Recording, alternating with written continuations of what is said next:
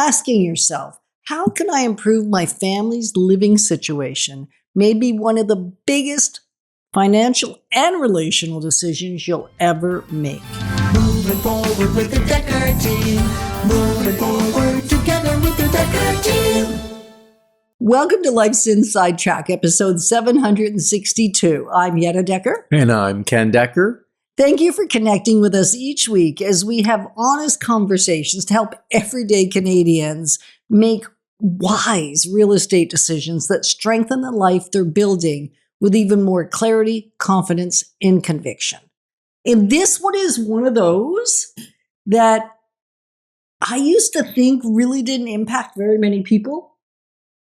More and more. Yet multi-generational living or helping family members buy their first home or helping family members get out of their last home or passing on generational wealth, living inheritances, all of that. And this statistic blows my mind.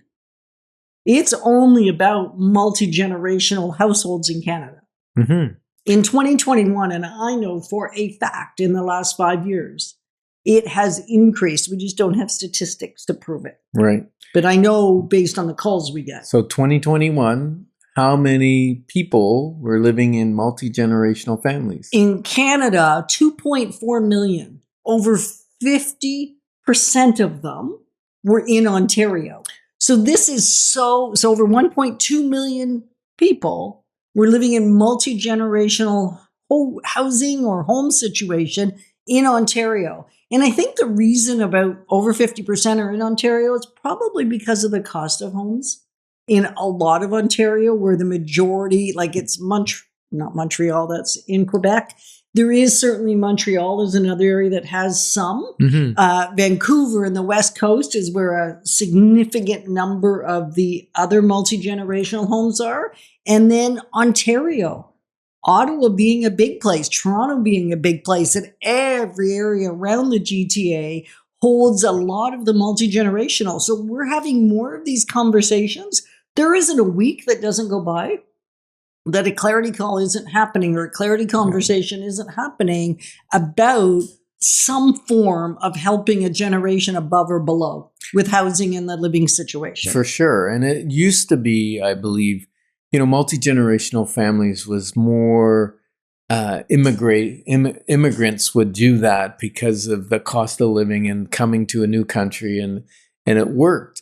But we're seeing more and more and more, it's Canadians that have been here for a long time because of the financial stresses that are on our economy, the amount that housing costs compared to what people are making.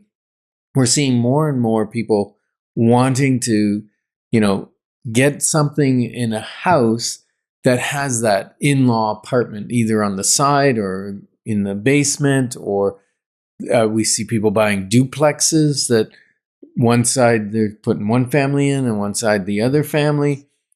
Or carriage homes, the little allowable secondary dwelling in a backyard. They haven't exploded in popularity, but they're certainly becoming more popular than they ever have been. More and more. And it's not just helping our younger generation. Sometimes it's caregiving conversations, not leaving the family home. So what we're saying, it can be one of the biggest financial and stressful and emotionally relational, like there isn't an area of life it doesn't cover if you're going to be living with somebody that you share DNA with. Like the reality is that's got a lot of layers. And that's why a lot of times they would like something that's more independent, in a separate entrance, a separate kitchen, separate everything, so that they can still come together, but they're not in each other's paths all the time. But I also think, some families, it works. Like the elderly parent is there. They help out with the family dynamics. They help with parenting after school. They help with making meals because we got two people that are working in the workforce. Lots of dynamics going on. And before someone moves into that, before they consider that, that's a great time to have a conversation with us. because I think that they're not always, it might seem like it's going to be all rosy. And there are dynamics that we need to discuss, things that may happen that we need to discuss, the what ifs. And sometimes I want to have that conversation with people before they make the decision to do something, because it can throw all kinds of rocks. Now, for instance, let's say a parent has, one parent passes away, you have one parent left. Economically, it makes sense to go connect with one of the kids and live with them and share and buy a new house. And the parent brings a lot of equity typically with them to put into that new house.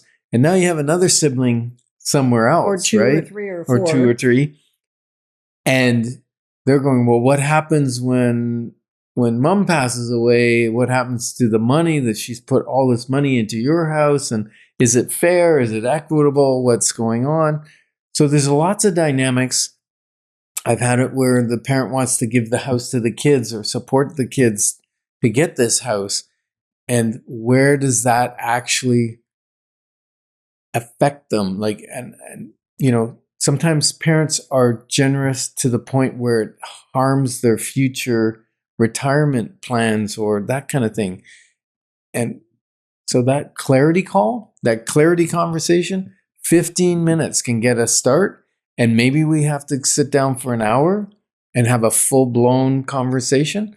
But 15 minutes, it's what a it's quick designed call, to do is right? just do a next step, right? What Mhm. maybe is something we haven't been exploring that we need to be exploring. Because I think sometimes what happens is we feel the urgency to jump into solution mode, jump into rescue mode, jump into making a difference versus sitting back and developing the trust structure. Like we've had so many people call, like I say, it happens at least once a week now.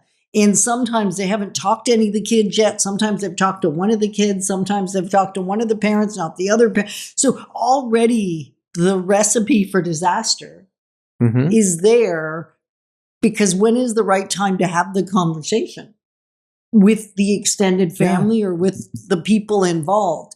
Because it's not just financial. It touches every area of one's life.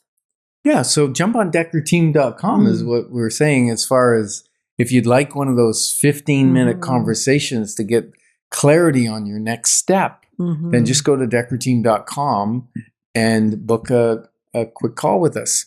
Now, we also have had situations where, two people coming together, one bringing a lot of equity and the other one bringing maybe income to qualify on the mortgage or whatever, and they're not married, then I've said, okay, you want some kind of an agreement written up at the lawyer's office protecting one or the other or whatever situation. Right, because there's often kids. There can be. Often that are already part of the conversation, and now you're creating potential strife. I mean, I know what happened in your family, and your mom had a mirror will with her husband, which was great, except the lawyer was disbarred afterwards, unfortunately, because it wasn't written correctly. So after his mom passed, he just got rid of her mirror will and rewrote a will and left everything to his children when he passed. So there's lots of things to consider when there's second relationships, whether a partner has passed or whether there is another reason for a second marriage, when there's already an inheritance involved sometimes. So you just want to make sure, and you probably already know this, but it sometimes helps to hear it from an outside perspective that knows this all becomes life decision, not just real estate decisions. Yeah, because it's not just simply how can we help? It's how can we help in a way that protects everybody's dignity, everybody's relationships, and it just make you closer rather than having the relationship explode. We don't really want that to happen now, do we? We don't. And unfortunately, we've seen it. Mm-hmm. We've seen where we've been called in after the family has amalgamated into one house, and it's not working. Some of the tougher, I'm going to call them tougher because they're the real conversations, like who is going to do this? Who is going to pay for this? Who is going to be involved in financial decisions? What happens if somebody passes? Like all those things, unfortunately, they're really uncomfortable for most people to have those conversations, and they're essential if you're going to move into a multi-generational situation without a ton of conflict down the road. Yeah, it's in the agreement that you make as you come together, and the agreement that you make if things come apart. And, you know, people don't go into a new venture as family together. And supporting each other. That's the point. Yeah, but they don't go in thinking that it's not going to work. Right. And it's important to look at, okay, if it doesn't work, what's our way out? What's our exit strategy? But isn't that setting up that it's not going to work?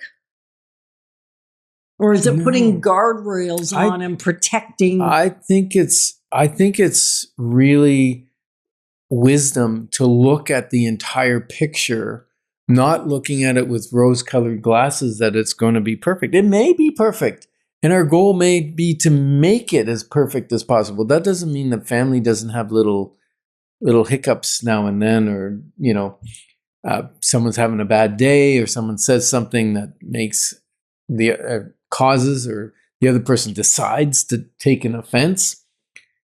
It's how do you solve those issues? How do we know that they're going to come? If we know they're going to come, then we can decide how we're going to solve them, right? In advance of the emotion of things happening. In the moment. In the moment. Because the emotion of the moment is never good. And I mean, I often think of it like it's hard enough to live with Ken. Okay, this is Yetta speaking now. It's hard enough to live with one other human. When there were 2 kids in the house, well, that was exponentially a little bit more difficult. Now, all of a sudden, I bring 1 or 2 generations in, and now, or they bring me in, it doesn't really matter which way it's flowing, and it just exponentially becomes potentially more problematic, is what we're saying. Yeah. So we want to establish those trust guidelines and feel that we have a trust in that we've talked about the stuff that needs to be talked about, not because we're trying to create them, because we want to make sure we can mitigate as much of those potential, both financial, relational, and even health concerns. Because when someone's stressed out, it affects their health. Absolutely. And what we really want you to discover is that family housing decisions are as much relationship shaping decisions, not just financial arrangements. Right. And I think a lot of times people have called us to say it's all a financial dialogue.